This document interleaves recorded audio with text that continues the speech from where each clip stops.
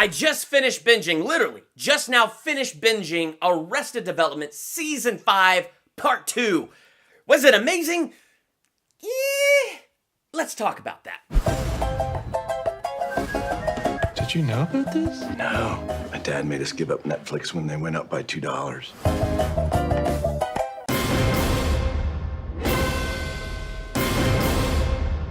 Welcome to Durbania. I'm Durbin, and this is my spoiler-free review for Arrested Development Season 5, Part 2. It might as well just be Season 6, seeing as how we only got 8 episodes of Season 5, and then it just kind of stopped, and 1,002 years later, they give us Part 2, which is just simply another 8 episodes. But, I mean, it was kind of interesting. You kind of saw my hesitation in the beginning there. It's because, really, I found that this Part 2 of Season 5 was average for me, and I'm gonna end with this grade of a C+. But I'm also gonna be honest with you. I kept bouncing back and forth. Like, the beginning of Season 5, Part 2, probably like the first 4 or 5 episodes, I was really bordering a C-, a C. Like, I was never gonna dip below average because I really love Arrested Development.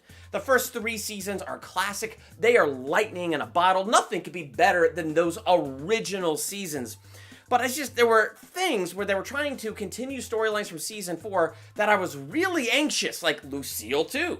Who killed Lucille 2? So finally, they really begin to address that in earnest, and that held my attention. But those first 4 or 5 episodes just didn't even really dive into that much. It really just was in some ways trying to recapture some of that old chemistry in Arrested Development magic, and it wasn't that it was bad, it was just average and didn't really excel above average for me. But then I really started to think I'm going to give this a B-, and where I really started to think I'm going to give this a B- is the last 2 episodes of Season 5, Part 2.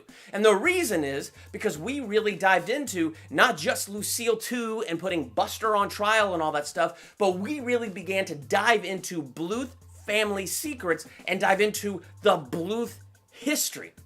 And so diving into that was actually incredibly interesting, and it was those last 2 episodes really held me, and I was fascinated by the Bluth family secrets. Now, one thing that was kind of weird about these Bluth secrets is it revealed a few things about Buster. And without diving into spoilers, I will say the origin it kind of gives to his weirdness and to Lucille's over-mothering of Buster, on the one hand, totally fit the show and was actually pretty darn funny. And on the other hand, was incredibly dark and depressing. And it just left me with these mixed feelings. And it's these mixed feelings is also what feeds into this average grade that I'm giving this. The mixed feelings are, well, that's really interesting, and that's kind of smart. And that explains a lot. But in some ways, it takes, for me personally, kind of took the edge off the fun of it a little bit. And I went, what? Oh, that's a little dark. I mean, like, the hesitation I just gave you and everything, I felt like that hesitation was in my mind and what I was feeling as these secrets were being unveiled. So it was kind of interesting on the one hand to dig into that, but on the other hand, it's like, did I really want to know that? Maybe the mystery is what made it actually funnier, but now that I know this, it's like, wow. But at the same time, it held my attention, and held my attention more than the rest of the season. And, continuing from Season 4 where, Michael lost his memory, why was he so embarrassed? Why did he change his shirt? What was he really so ashamed of that Job forced him to take a forget-me-now, and then he forgot all about it? So as it dives into that mystery and it begins to unfold some of that stuff that was in Season 4, it was kind of interesting to kind of see some of those places and where some of that stuff was going. On the other hand, there were certain storylines that kind of began in Season 4 that to me kind of went to mediocre places. I mean, for instance, I miss George Sr. from the first 3 seasons. It was hilarious to find out that the weak became the strong and the strong became the weak because Lucille was sending George Sr. estrogen pills, so he was losing his testosterone and becoming weaker, where Oscar was eating the maca root and it was like downwind from the porta potty in the desert in Mexico, and that's where he was getting the testosterone and it was making him stronger. Like, it was hilarious to kind of dig into that revelation. But I just feel like the George Sr. that I love from those first 3 seasons never fully returned. And so that to me was something that was kind of disappointing as we were getting towards the end of the season. I found myself missing the George Sr. that I thought was freaking hysterical in seasons 1 through 3. And then you have Oscar, and I felt kind of the same about him. It wasn't so disappointing where they went with Buster and Oscar and their jailbreak at that cliffhanger at the end of season 5, but it was just kind of interesting.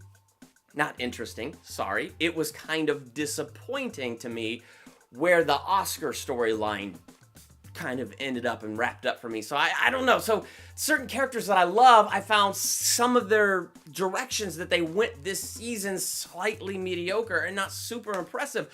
One of the things that bugged me, and maybe I'm nitpicking, but it's Tobias, his sideburns and the mustache. Freaking hysterical at the beginning of season 5. His way to try to stay in the Bluth family, since Lindsay is just sort of all out rejecting him, is to be an actor and play the role of Michael Bluth or play the role of Buster. So what does he do? Does he shave his sideburns? Does he shave off his mustache? No! He paints it pink! That is totally within his character when he wanted to be in the Blue Man group. And so he painted himself blue. Totally within his character. When he wanted to show Lindsay what a great actor he was, so he dressed up as Mrs. Featherbottom. Mrs. freaking Featherbottom was so hysterical!